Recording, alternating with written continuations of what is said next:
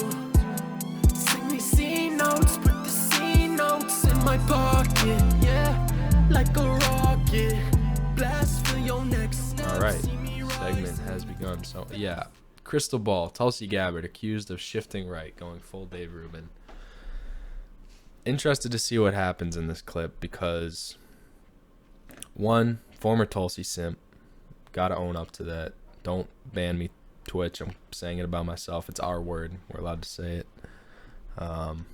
Definitely been nothing but embarrassed by her since pretty much since the second debate where she had that big dunk on Kamala. But ever since then, it's just been downhill, and she's just been on this speed run of like proving every bad faith criticism of her actually correct. So that's beautiful. So yeah, obviously anything with Tulsi's name on it on Breaking Points, I'm probably gonna click on it. But even more interesting to me is the metric here. This is going to be a good metric for where Crystal stands these days. I'm very interested to see how she interprets this. Definitely, it is a shift to the right. She's at least shifting to a right-wing audience, at the very least. Which is, I guess, what, Dave Rubin's whole grift is. So, anyways, without further ado. You've always been there for your students.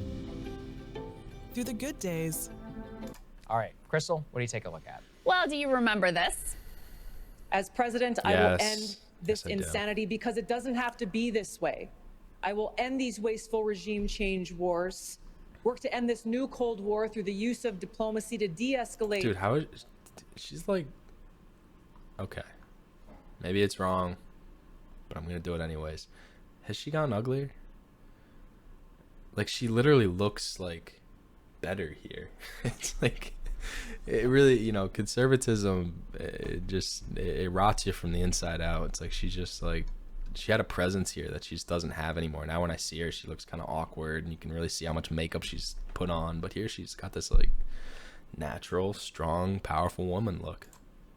These tensions and take the trillions of dollars that we've been wasting on these wars and on these weapons. Maybe it's that and CNN redirect makeup those team. resources into really serving the needs of our people right here at home. Things like health care for all, making sure everyone in this country has clean water to drink and clean air to breathe, investing in education, investing in our infrastructure.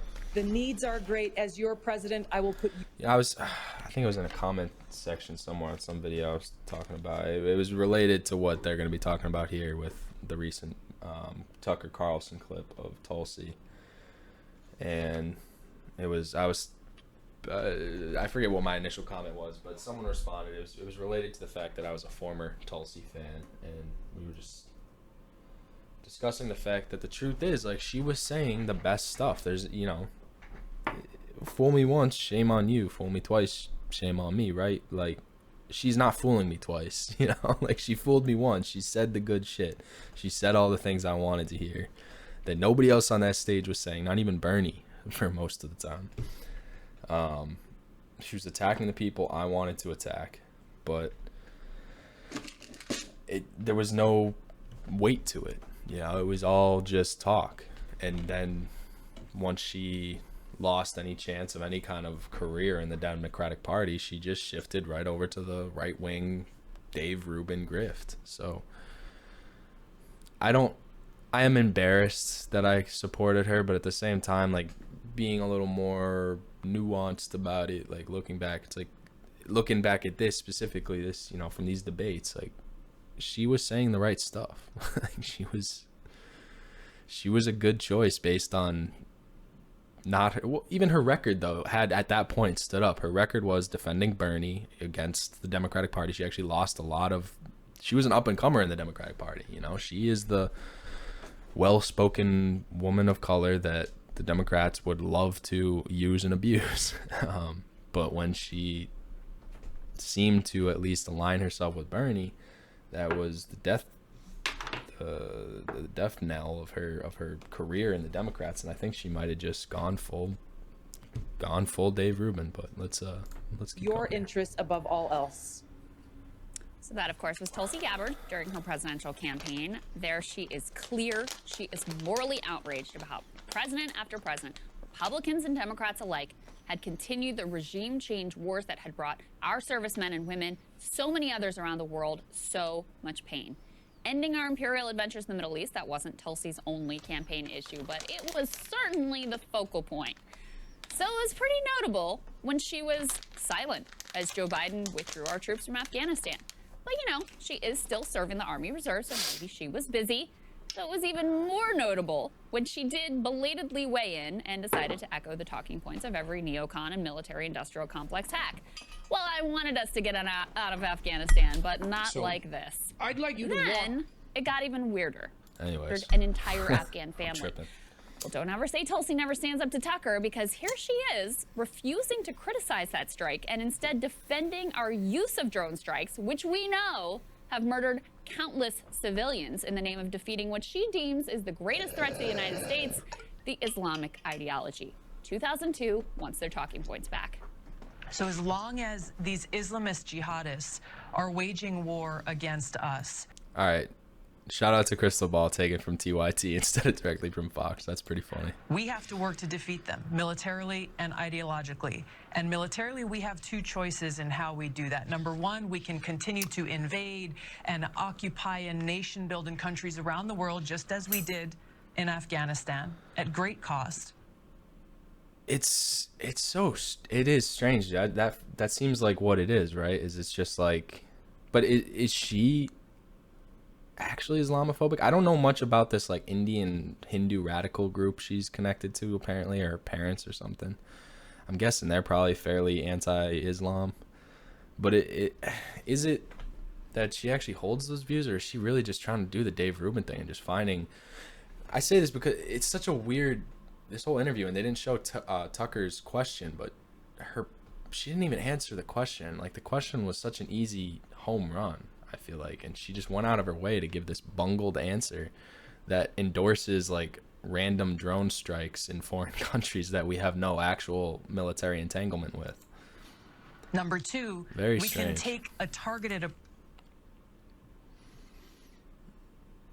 Yeah, but it's that kind of is what she's saying here. It's like, I don't want to be at war, I just want to use drones. Just like war, which is modern warfare. approach, using airstrikes, using our special forces to go in and go after these terrorist cells. It's like, Tulsi, don't you know that you have to get like a 7-kill streak to get the Predator drone? Like, so we have to what, kill 7 children for every Predator drone we're getting? Like, come on, can't do that. Now, I want to be fair here. Tulsi has long supported what she described as, quote, very limited use of drone strikes when, quote, the military is not able to get in without creating an unacceptable level of risk. But in what world does very limited use of drone strikes include murdering a family with U.S. ties in the courtyard of their home in a busy residential neighborhood? Yeah, man, I haven't actually talked about this on stream yet, but somebody got to go to jail for that. Like, holy shit, dude. Like, holy shit. We just, like, I read the official, like, Pentagon, acknowledgement of that drone strike, and it's kind of sick, dude. It's, like, a little twisted. Like, we as a society seem to be very okay with just, like, mass murder. Like, it really gives me Joker brain. It's like, oh, it's all part of the plan. You know, like, holy shit, dude. It's like, we thought it was a righteous strike. Turns out we were wrong, but oh well. It's like, what, dude? Come on. It really also makes me think about the fact, like, we think about the U.S. military as like, oh, if you're a terrorist, we're gonna shoot you with a laser beam from space and like melt your prefrontal cortex. Like, we can barely know where these people are half the time. It's like, we are actually, even though we have the biggest stick, we're so fucking incompetent, and it's just because of how big our stick is that we just keep getting away with it. But there is zero. I hope someone's got to face some accountability for that. It's just like not okay at all. Doubt that these types of attacks have only fueled extremism and driven ordinary Afghans into the arms of the Taliban or worse. But there's much more. In a string of Fox News appearances over the last week or so, Tulsi has taken positions that are lacking any nuance or frankly factual basis. Yeah, I know. I'm asking for too much, but we might need some kind of like global accord on drone warfare or something, like treat it like chemical weapons, where it's like, yo guys, that's just off the table. Like, you can't, if you have a problem with the country, if you have military beef, like, you gotta put your people on the line and go out there and fight. Like, well, even then, do you really, do you really get killed? Most people are fine. They bitch and moan about getting canceled, like Nicki Minaj saying, oh, the Twitter police have locked me up, but she's gonna be fine.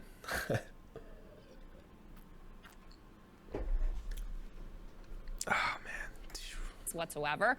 Perhaps her most this is it though. It's weird comments, dude. Outrageous weird comments have come on the Haitian migrant crisis. Now, before I play you some of her most recent commentary, I want you to recall what her tone was during the presidential primary. Because while Tulsi, look, she's never been super lefty on borders, but her tone, her emphasis, and her actual positions do not sound remotely like what she is saying now. Here was Tulsi back in the Dem primary. Our hearts break when we see those children at these detention facilities who've been separated from their parents, when we see human beings crowded into cages in abhorrent, inhumane conditions. This is about leadership and understanding that I don't know if you caught the beginning of this, but my main interest in this video is I kind of want to use it as a barometer for where KRYSTAL is these days, because it's hard to tell, but this seems like an issue where, talking about grifters on the left going to the right, it seems to kind of hit pretty close to home for her. So I'm interested to hear her take. Can and should have both secure borders as well as humane immigration policies. We will have to stop separating children from their parents.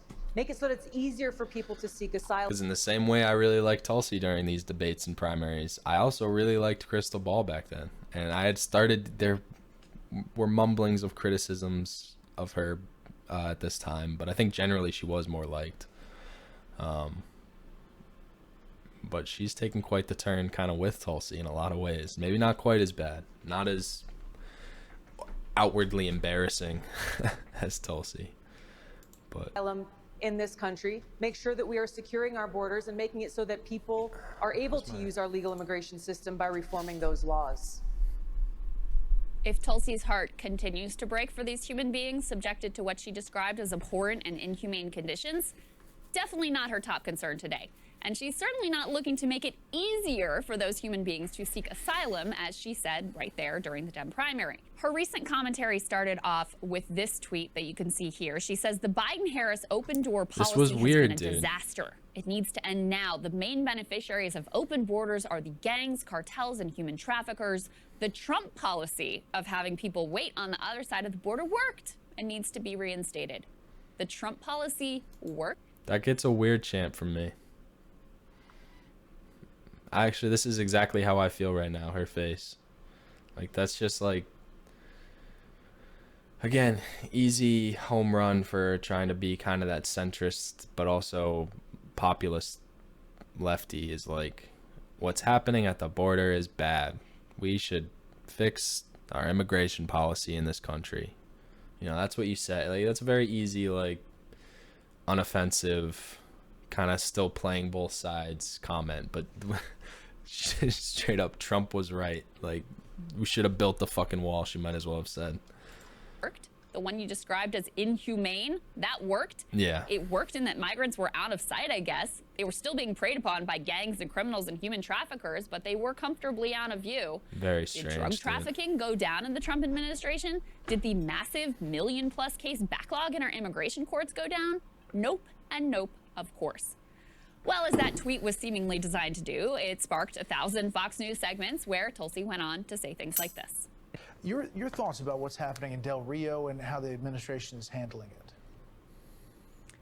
It is an utter disaster and failure, and it's directly attributed to the Biden-Harris administration's open border policy. This is not only a humanitarian crisis, it is a national security crisis, and it's something I've said all along, which is that if we do not secure our borders, then we can't have a secure nation. Now listen, Biden's border and immigration policy. She had said that before. I remember her saying that, and that, you know, look, you can't get everything with every politician, right? So I was willing to, like, I never found her immigration policy to be offensive. I thought she was just kind of signaling that, you know, yeah, I believe in borders. I may have some lefty ideas, but look, I'm not like an open borders, you know, free love lefty.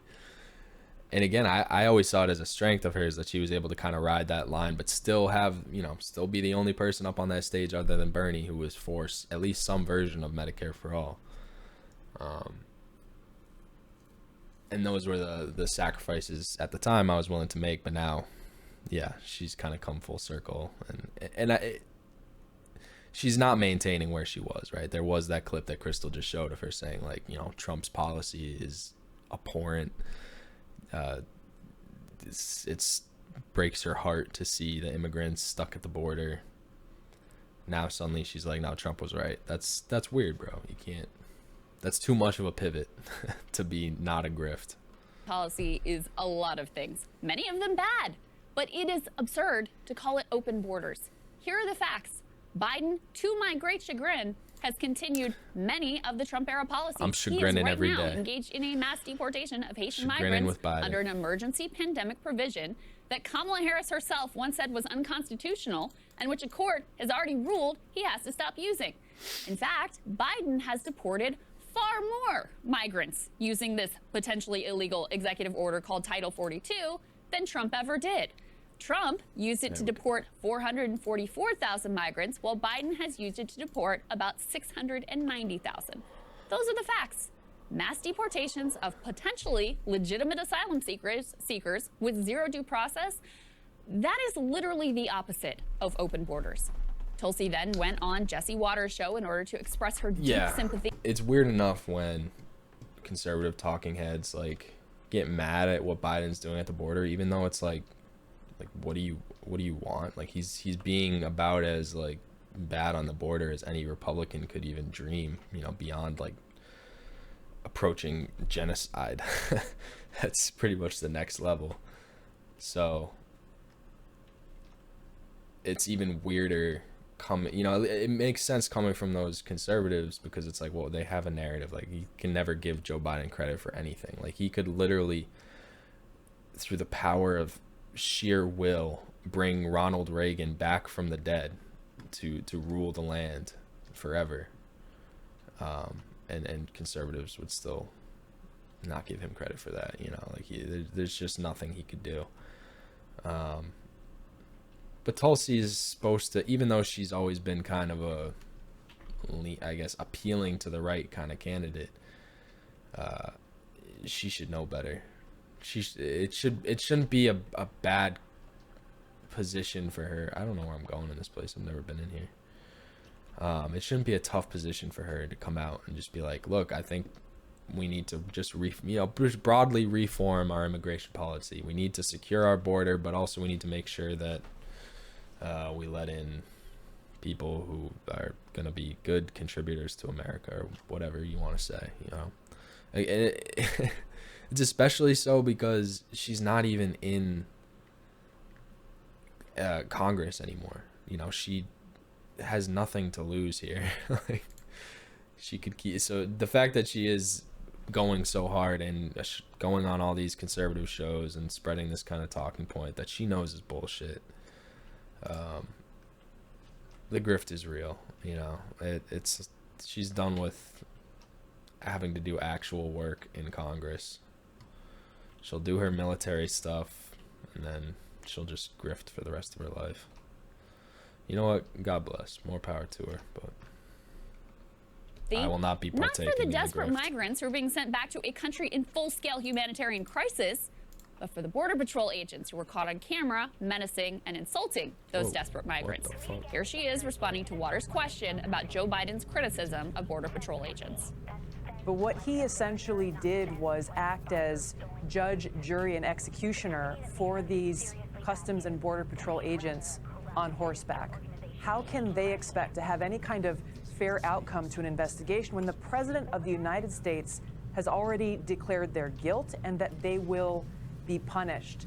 And the bigger issue here that this points to, which is one that we all need to be concerned about, is that if we are no longer a country of laws, if we are no longer a country where we know we will be presumed innocent unless proven guilty, then we don't have a democracy. And that's the increasing feeling that a lot of us have, is that we are losing our democracy and moving closer and closer to what essentially is an autocracy. An autocracy? If you want to concern yourself with enforcing laws, if you're in the law and order thing now, the lawlessness here doesn't stem from Biden's criticism of CBP agents. It's from Biden using an order already deemed illegal to mass deport refugees with zero due process. How about that? Going back to Tulsi's earlier comments on drone strikes, one might also wonder about the lawlessness of randomly murdering Afghan babies to try to look tough for a warmongering news media. But no, somehow the law breaking here has to do with Biden saying that the actions of Border Patrol agents were outrageous. Let's take a look at this. Gotta say, I agree with that. All of this has caused some to wonder whether Tulsi has now gone full Dave Rubin, fully abandoning a prior ideological position. I hope Dave sees this clip. Now, I think he's Tulsi going still to. holds He's one of those any guys who views. sees Doesn't say anything, you know, with a decent sized audience that mentions his name. That's so. He's become a verb to Dave Rubin. To pull a grift where you pretend to be a populist lefty and then just immediately go hard right. We gotta put that in Oxford Dictionary, bro. Oh shit. Imagine that's his legacy. He actually ends up as this like verb in the political space. That'd be amazing. I'm so into that. Gotta make it happen. A lot about them.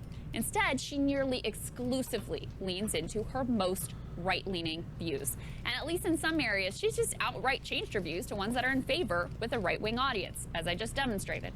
Now, as a result, she's lost the support of even some of her most steadfast previous supporters, people like Jimmy Dore.